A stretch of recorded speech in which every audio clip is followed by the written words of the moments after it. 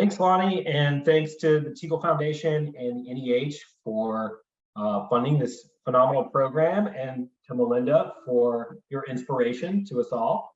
And very excited to, enjoyed meeting with you all back in the fall, and excited to continue the conversation today. And hopefully some of what we've learned through our work with humanities faculty and administrators, as well as public humanities programs and cultural organizations around the country can be valuable to you as you forward your work. Head to the next slide, Cecily.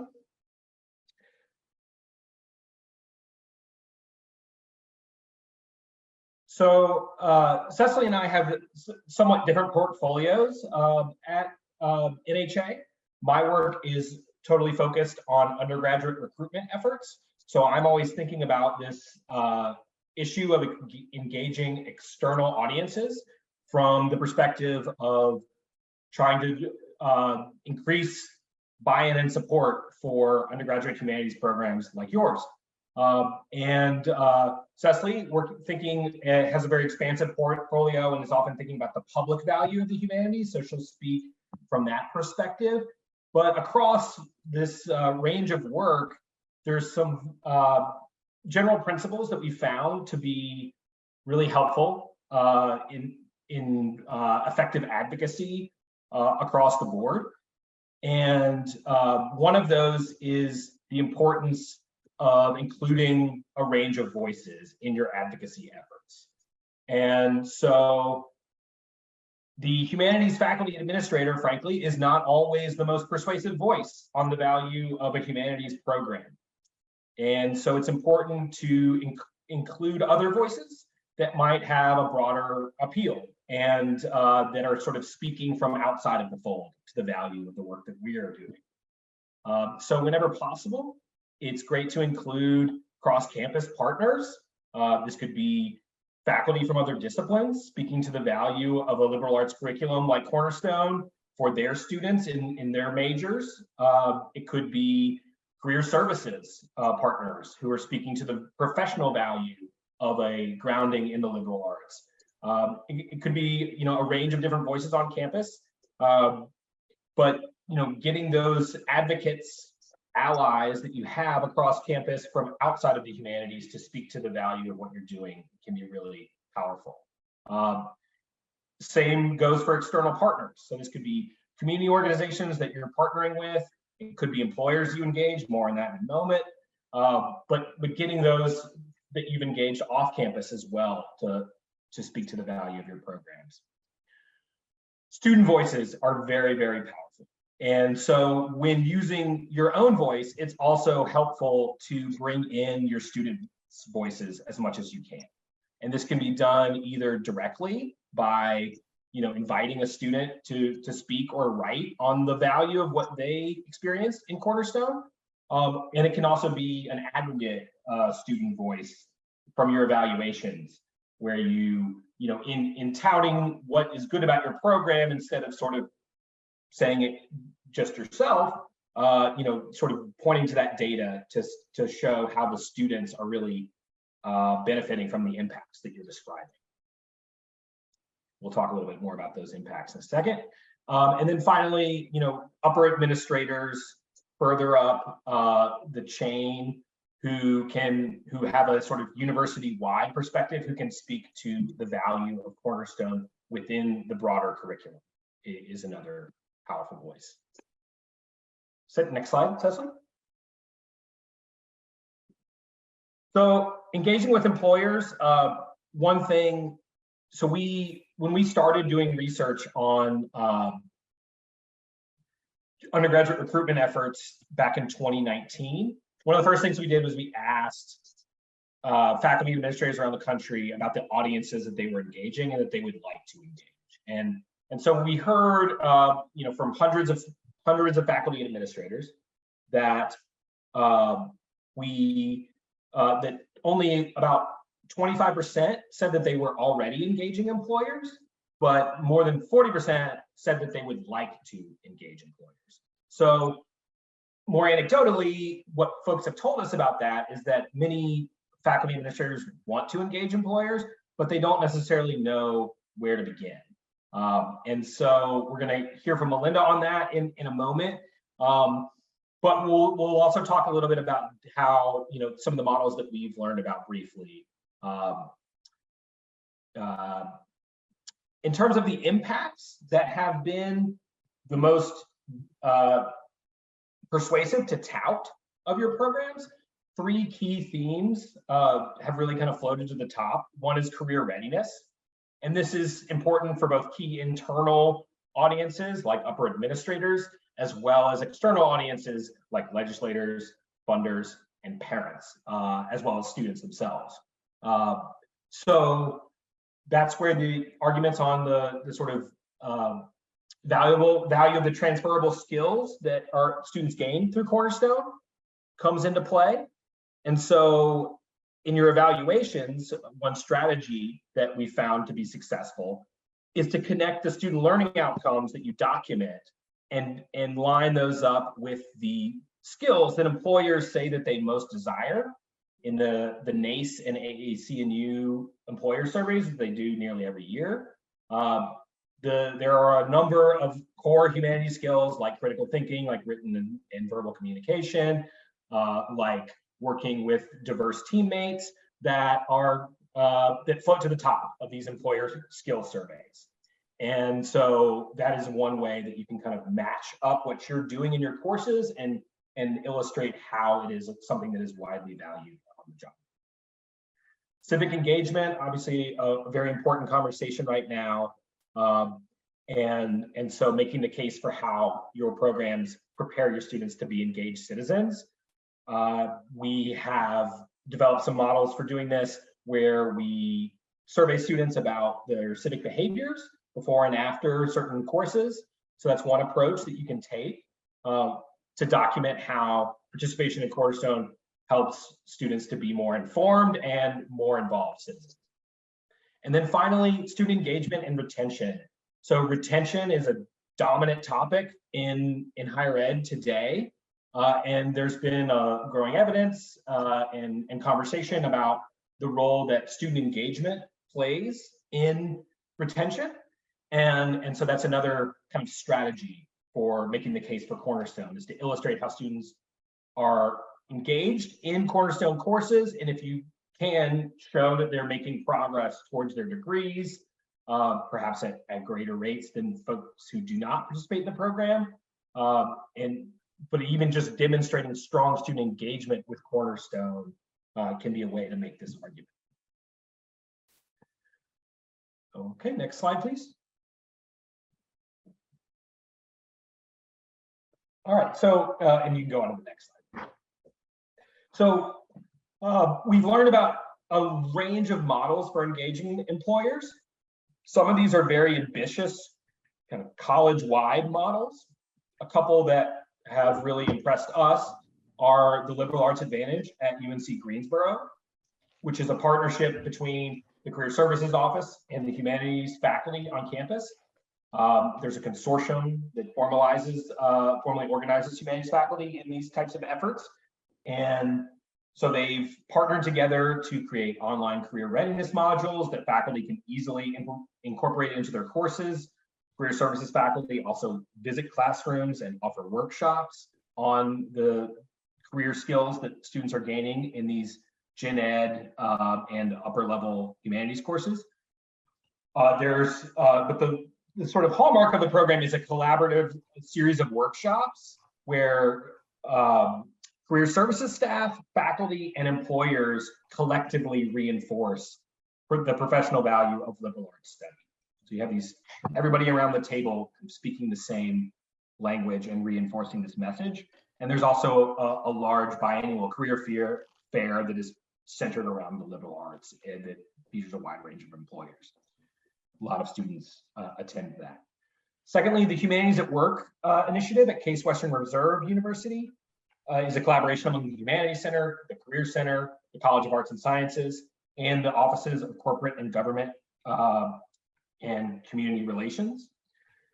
So they have community discussions, they have networking events, and they also, through this partnership, fund a lot of paid internships with both public sector and private sector employers.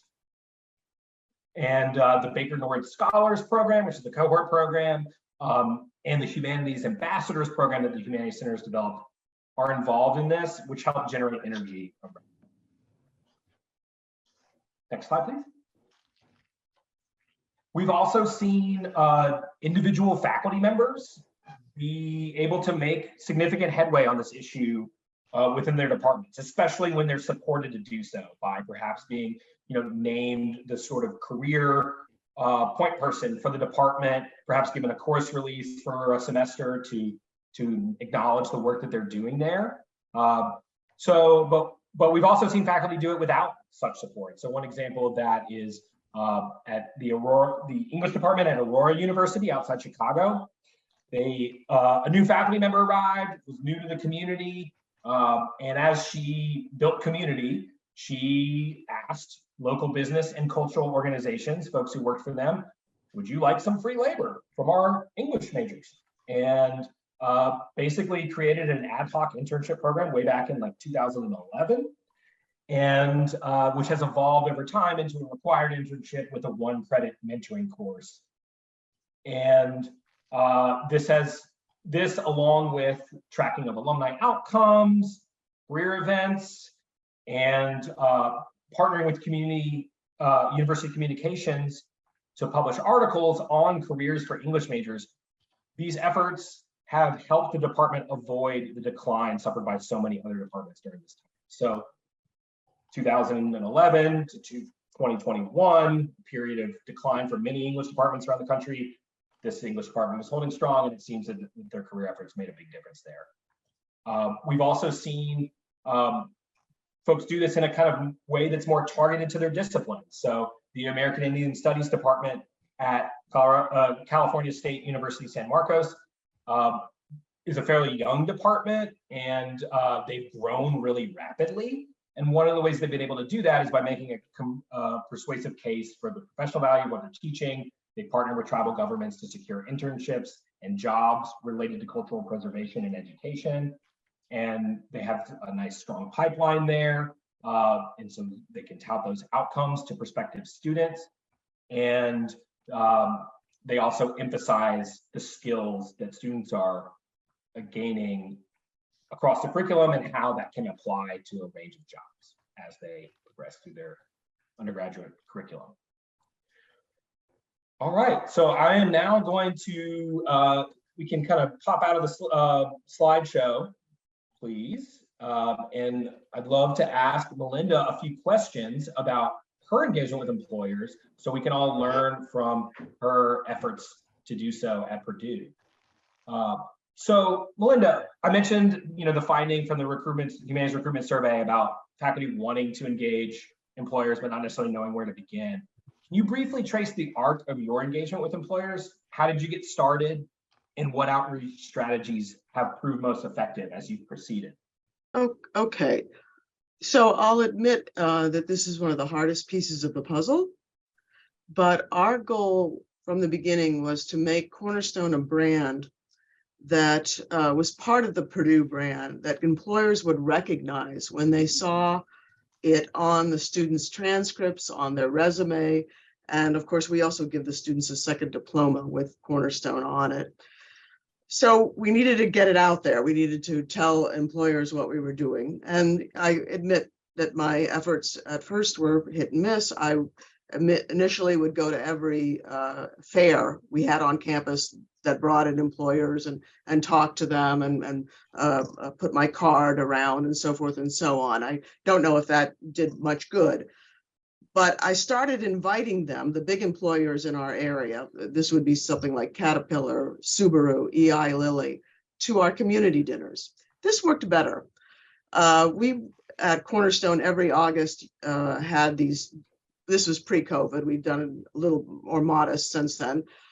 Big community dinners in which we would invite VIPs throughout the campus. So all deans, heads, the provost, directors of programs. then these local employers as well, which they might have been astonished that they were invited to Purdue for a liberal arts dinner about Cornerstone, which they had no idea what that meant. But they would come and we'd feed them, and we would put them at tables with faculty that were teaching transformative texts, our gateway sequence. And the faculty were so exuberant about teaching that these employers were turned on by listening to them. And I know that because they told me, if only I could be a college student again and have so-and-so as my professor. So these worked better. I'm not sure that they are a panacea by any manner of means, but we were at least starting to get local employers know who we were and what it is we were doing. More importantly, and I'm sure every university has this, Purdue has an employee Purdue Association on campus that, you know, meets once a semester, and they started asking me to come to their events, and I would give talks. And then I was reaching more like 50 to 100 people, right? Best of all, however, and this turned out to be the key, the alumni. The alumni are the key because they have jobs and they have very, you know, fond experiences of Purdue or your university, right? And talking to them and having them come and talk, that worked better than anything else I had done. And let me give you a little quick example. We had this couple on our campus. They gave a whole lot of money to Cornerstone. And they had liberal arts degrees, but they ended up as running a sleep mattress or something factory. And they were the organizers, the leaders, the CEOs of this factory of engineers, but the engineers couldn't lead, couldn't collaborate, couldn't, you know, work together very well. And they needed these liberal arts faculty to come in and be able to do that. And that, of course, you know, that's what every survey says, that you need the philosopher, you need the historian, you need the anthropologist, someone with a more broad background that is able to do this. So they came in and gave a talk, and it was brilliant, better than anything I could ever done, about how the skills they had gotten as liberal arts majors prepared them to work with these engineers. Wonderful. Thank you, Melinda. So many of those who have engaged in career pathways initiatives have observed that while many employers appreciate the skills imparted through the liberal arts, they don't necessarily use or even recognize the language we use to describe them. So what language have you found has resonated most with the employers you have engaged? Or, you know, what language have you heard, to use your last story, you know, that they were using that you found to be very persuasive and resonant, you know, the alums that you mentioned? And how have you kind of refined the pitch for Cornerstone as you've proceeded through these interactions? Well, I like the last part of what you said. Listening to them is the first step. And actually, that's true with your administrators as well. Asking them, what do you want? And then you'll get the language. But they'll inevitably talk about employers, people skills. It always comes up. And that's easy to talk, that's easy to speak to, because that's what we do in the humanities, right? Communication, teamwork, flexibility, worldview, a broader vision of the world, all of these things. They'll recognize all of that quite easily, but they can provide you with the language. Absolutely. Key to listen, key to parrot back to them the language that they are using. Thanks. So lastly, I'd like to just touch on this question that I hear a lot, which is this really humanities faculty and administrators' jobs? And I'm sympathetic to the question. I know that there's, you know, we're all stretched very thin. And so, you know, thinking about maybe some of those, I just offered up some models. but I'd love to hear some reflections from your experience on the balance between leaning on cross-campus partners to make these connections kind of for you or with you versus taking the initiative to conduct your own outreach and sort of the pros and cons of both. The faculty are overstretched. Okay, let's just admit that. And many may will say, yes, I want to reach out, I want to bring in more students and I want to talk to employers and parents, but it's very hard for them. So I think that we should just admit that right away. I do it for Cornerstone, and I don't ask any of my faculty to do it. They don't have enough time. They're not paid enough. I mean, that's just true. So I think that someone in charge that can learn to speak the language should be the spokesperson for this. This is a very difficult. There's all sorts of pieces of the puzzle. You said at one point, I think it was in your PowerPoint, students should be brought into the conversation. Students should be brought into the conversation. I use them to talk to academic advisors quite a bit about how wonderful their experience was in Cornerstone. So the advisors will put them in our classes, right? That I'll do. Students are very good at that, but I don't think I would use them particularly in other circumstances. And I'm not sure I would use my faculty to go out and talk to the folks at Eli Lilly either. So I think that, this has to be done delicately. And I appreciated what you shared about, the events and structures at Purdue that you were able to plug into to then have the audience and then grow your audience and expand upon that. So I'm curious if you have any more reflections on that as we wrap up here in terms of who you have found to be particularly helpful to you as you've done this on campus. Campus partners? Yes, cross-campus partners. Yeah, the alumni office. They've been wonderful, honestly, and they're ready and they want to help. And of course, they have all the contacts. So, I do spend time. I'll go to lunch with alumni, and it's always been valuable. They'll not only just because they will donate to Cornerstone, which is wonderful, but because they have connections with the outside world. And it's refreshing for me to get that perspective. Wonderful. Thank you so much, Melinda, for your perspective today and for the wonderful work you've done over these number of years. And I will now turn it over to Cecily. Melinda, thank you so much. That was fabulous. I am, yeah. Okay. Sorry. Okay. Yeah. I was just going to, he's tutor for logic. Okay. Adams. How you doing? He's in your online class too. Oh, okay, I cool. think someone needs to turn off their mic. Is that right? Okay, Christian. Nice to meet you. Yeah, I good. just wanted to introduce myself because Yeah, no, and you're doing obviously. Patrick, I have a feeling you need to mute yourself. Yeah, I'll sorry, come back you another time. can come back. Yeah, absolutely. I'd love to talk to you. All right. Doesn't hear you. All right, I'm just going to share my screen again really quickly. See if I can do it a little better this time. Okay, so I'm here to talk to you about engaging with the media and engaging with policymakers as two other external audiences that you may and hopefully want to get in touch with as you are working on these programs. To give you a few kind of brief and hopefully very practical tips for these engagements. And I will say also, in addition to the tips I'm going to give you here, we have resources that go into more depth that we'll be sending out to you after the program as well.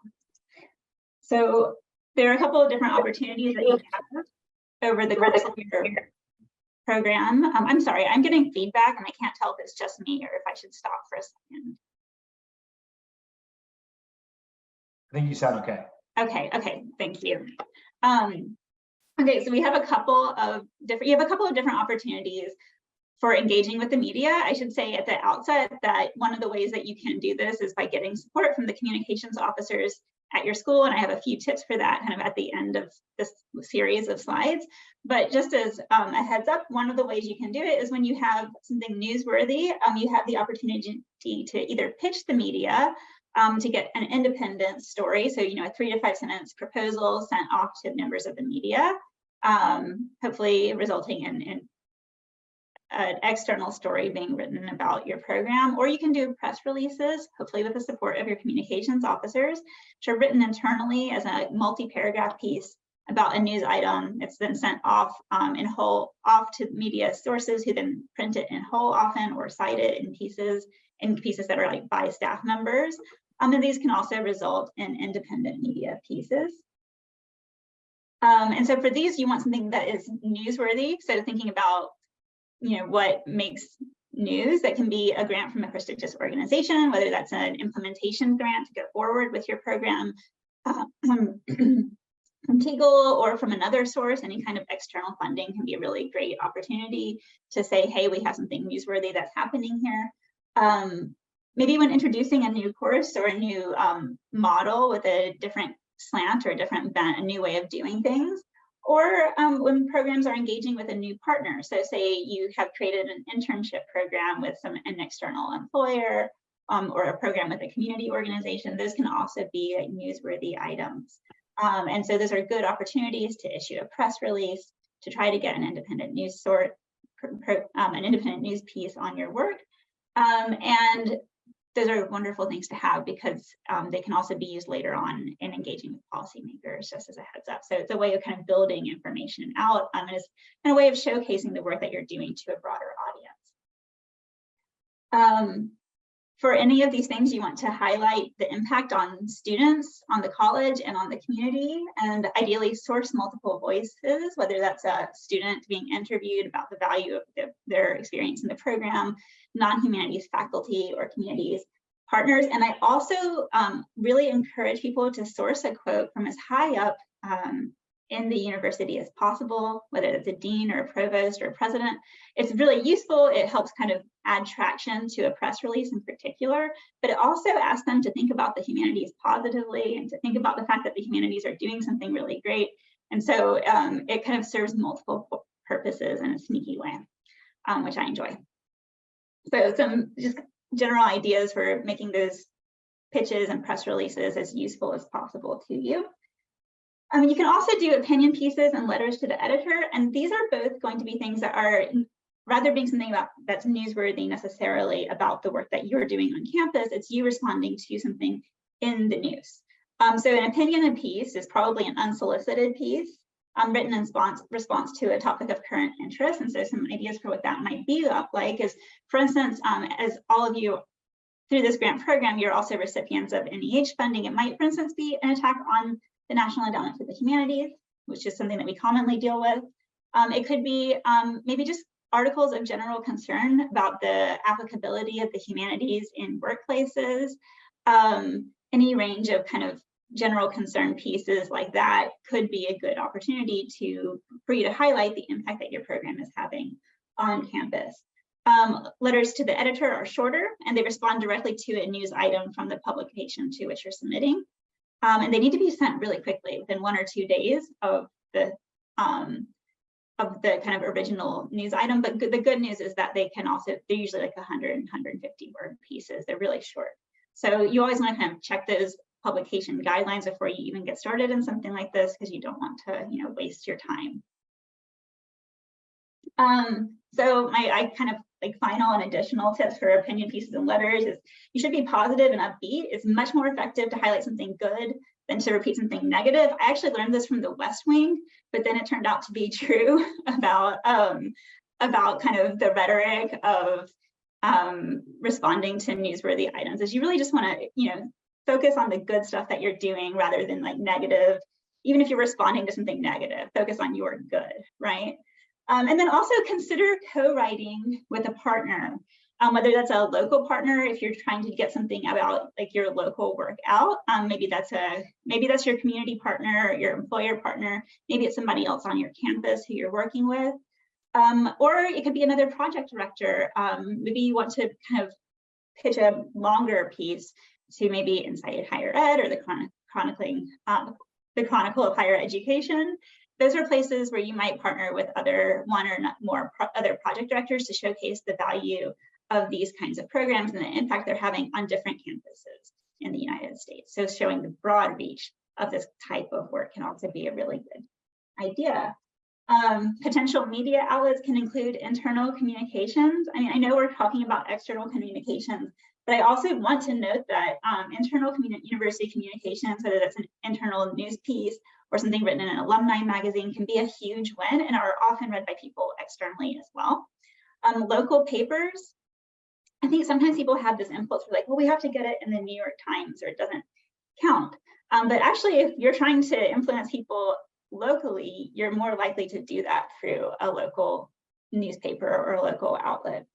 And in those cases, remember that you can actually invite members of the media to your events if you're having an event associated with your program. And of course, higher ed focused publications as they're appropriate and desirable, like Inside Higher Ed and the Chronicle.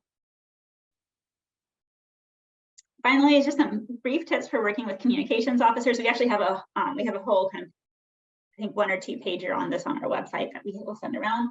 But to get their interest is often the same as trying to get the interest of someone in the news more broadly.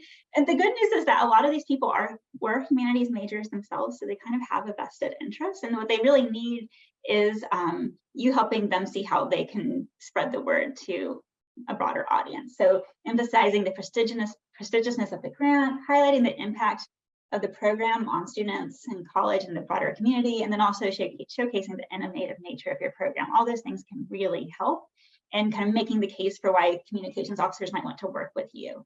And then also just building a relationship with them can be super useful in a number of ways. In doing that, you want to make sure you're reaching out early before you actually need something. It can be a great idea just to ask them for support and advice and see what they have to say and what they have to think about. And then always remembering to be responsive, because the communications offices, and as we're working with the media more broadly, work on much more rapid timetables than I think most of the rest of us are used to. And so it can be sadly like miss a really important opportunity if you're not like responsive to those people. All right, so and then moving on to engaging with federal, state, and local legislators, really the lifeblood of what I do here.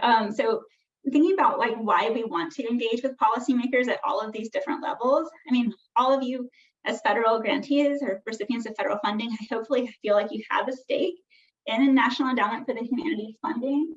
For public colleges and universities as well, at the as a recipient of state support, I think you have a stake in educating policymakers about the value of your work. And for everyone, public or private college alike, state and local policymakers really set the tone more than anyone else for how the public views the humanities and higher education, as well as broader humanities issues.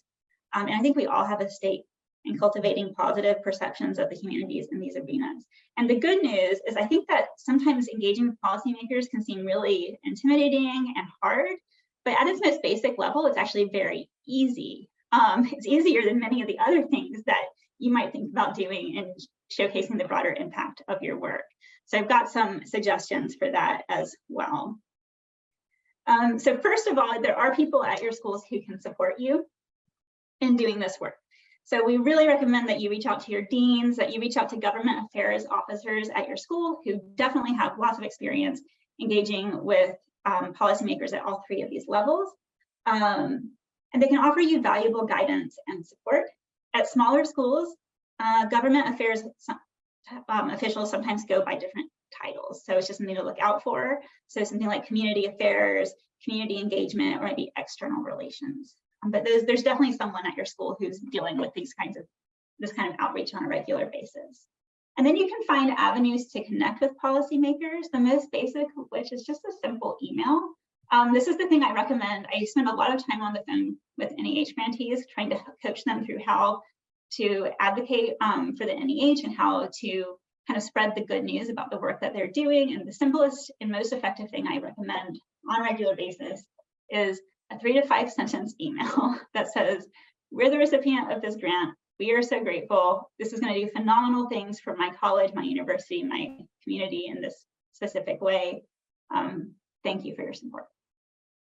And those emails, though they seem so simple, I mean, they have a very big impact. I have many times sat in expert witness testimonials on the Hill and heard policymakers, members of Congress talk about getting letters like this from people from their constituents, and saying like, oh, I came to this job, I didn't even know what the humanities were, what the NEH was, maybe I even had a negative perception, but actually getting these emails made me realize that this funding has an impact on my region, right? And it changed my perception. I've heard it definitely more than once.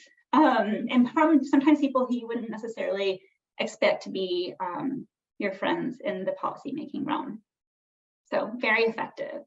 You can do office visits, so visiting their offices, including, your members of Congress have local offices that can be visited. And you can also issue invitations to policymakers to join you on campus, whether that's visiting your class, visiting with your students, or a larger engagement is also possible. And even with like members of Congress, where sometimes it's very hard to get them to show up, you often issue invitations to their local staff as well, and they often will show up for something like that. And those can be great opportunities to help them see in person how powerful these programs are, and how valued they are, especially by the students who they care about actually quite a great deal. Again, remember to include multiple voices in your advocacy, whether it's your students, your partners. Student surveys are great. People love to hear from students. They can show up with you at your meetings if you want to bring them. And these tips and processes work across different levels of advocacy, just as a reminder. They can be applied at the federal, state, and local levels, as well as with university boards. And as with engaging with the press, just to emphasize that a kind of positive story is the one you need to tell.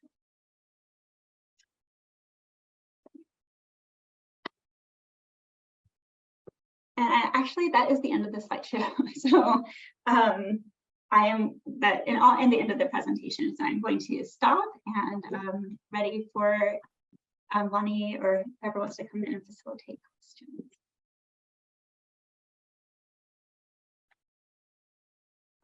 Thank you so much, Scott and Cecily. It was just really interesting to hear what you've observed in all the different sort of spaces that you've been in when you've been advocating for the humanities. So I really appreciate your insight and your advice. So I think we can. And I'll say, we talked about some other audiences in the first workshop, including upper administrators and cross-campus partners, which has come up in this conversation. So, in the Q&A, happy to answer questions about any of the folks you're thinking about reaching out to. It doesn't have to be limited to these three categories. Thank you for that.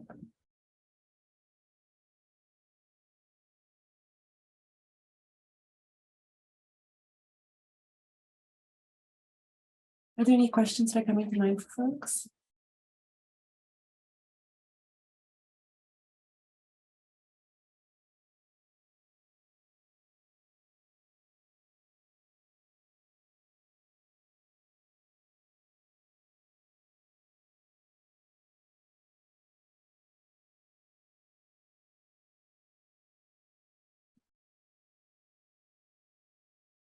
Oh, David? David? Oh, hi. I didn't know whether to speak up. Well, thank you for this presentation.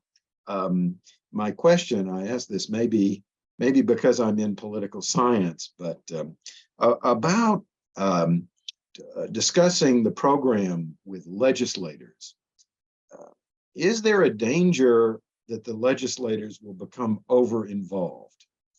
Legislators can become so interested one way or the other that they can help you or hurt you. And even if they help you, they may be over-regulating and doing things that faculty and administrators more properly do. We might have seen a few instances of this around the country in recent years, maybe some of them for good causes even, but leave you wondering whether this particular school was established in the right way.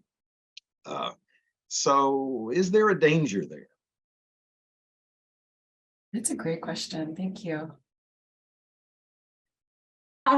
It is a great question. I would say that that is a question that, I mean, at the federal level, no, I think that just reaching out in this kind of typical way to say, you know, we received this grant, we're grateful. That's as far as it's going to go. And they'll remember it hopefully when they go to, you know, make the federal budget. I think with the kind of more local question is something that is best answered locally. And so I think that the only answer I have for that really is that that's why we suggest that you reach out to your deans and to your government affairs officials who do have really strong knowledge of your specific local contexts and can make the best recommendations for you in that context. Yeah. You know, Cecily, it just occurred to me that maybe it would be good to remind everyone the difference between advocacy, which is what we're talking about, versus lobbying, which is not. Yeah.